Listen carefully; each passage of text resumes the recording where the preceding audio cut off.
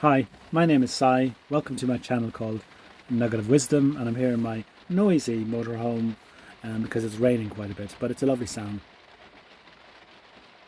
So in this video I just want to talk about morals, and it's very interesting because I've got a definition here. It says from the Oxford Dictionary: a lesson that can be derived from a story or experience, standards of behaviour, principles of right and wrong. So what's really saying is stories create morals, they create beliefs in morals, and then you have obviously taking principles of right and wrong, which in my view are relative truths, and then using those to create morals.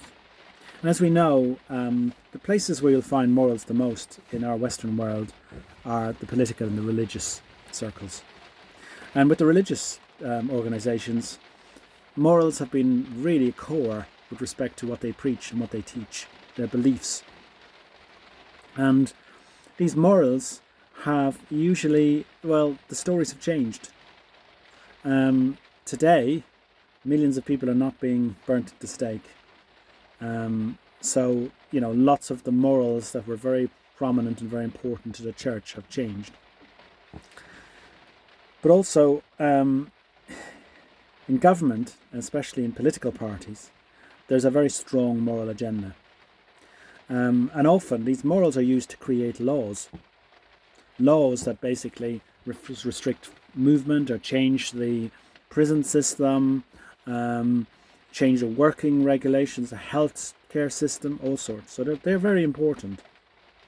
But also morals are used to justify wars, justify the killing of hundreds of thousands, if not millions of people, and having the support of a society to do it.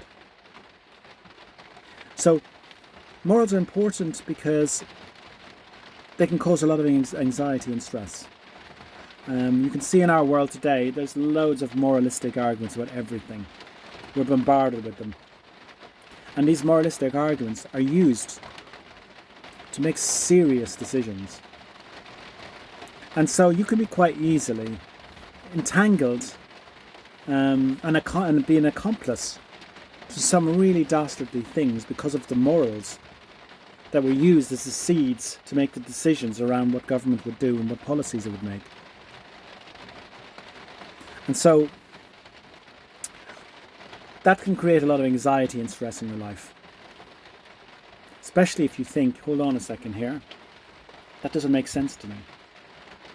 And in reality, one person's right and wrong, and in one person's story, can be different from the next.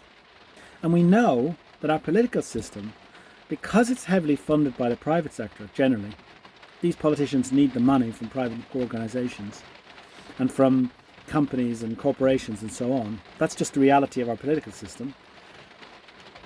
The morals that are sort of configured can be heavily biased towards those organisations.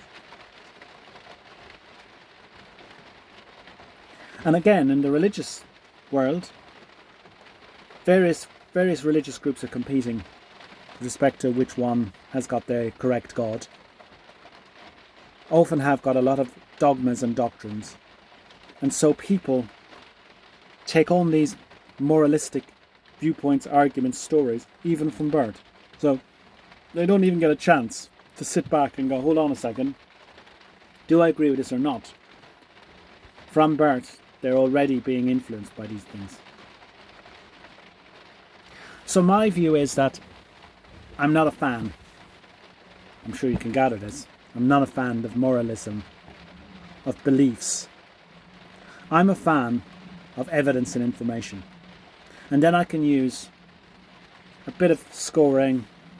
I can rate what I think might be true or false, relatively true or false, based on lots of sources of information, listening to both sides, hearing from independent organisations, getting all the evidence, putting it together, and then deciding for myself what I think is probably right or wrong. The moral side of things often is a trap to try and get people to behave in ways that are often, ironically, immoral. So I heard a great story a while ago where a guy looked at all of the wars in the world, and he deduced that almost every war that has happened that he could find and he could assess, which is thousands of wars, all hung on moral arguments. That basically the countries and states and organisations that had started these wars were doing it for moral reasons. They were doing it for the good of society. They wanted to get rid of the bad people. And a very, very, very few of these wars were created by what he deemed the bad guys, people who said, I'm just bad, and I'm doing this because I'm bad. I mean, that doesn't happen, really.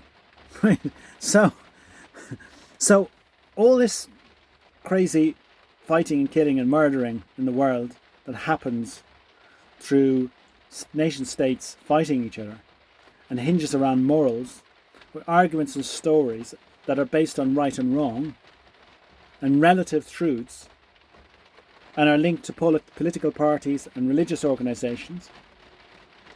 They're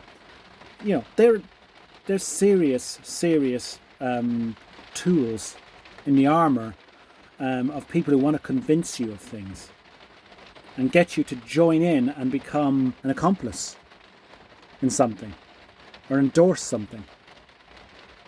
So I just like to say, be very, very careful. But also remember that in you and in me and in all of us, we have a deep knowing of what's right or wrong. It's part of our makeup. If you look at the animal kingdom, most animals in the world don't even know what morals are. They have no clue. But they're not having wars. You don't see cattle in a field, black cattle fighting white cattle, to the death. If you did, probably they'd all be put down, and there'd be national media around that field and all sorts of people going, my gosh, I can't believe this. So the animal kingdom doesn't even know what the meaning of morals are, and we, within ourselves, have some basic programming. If I see a child starving in the street, if I see an old lady being mugged, I know within me I'm going to want to stop that, and I know it's wrong. So these more complex morals that come out of media organisations and political and religious organisations, we need to just be very, very careful of. So this video is really my take on morals, and also just saying I'm not really a fan. I can put the morals to one side, and I can quite easily analyse the relative truth of something, give it a scoring, get independent advice, get independent perspectives, and then come to a view about how I want to behave and what I want to support. So thanks for watching this video, and I look forward to seeing you in my next one.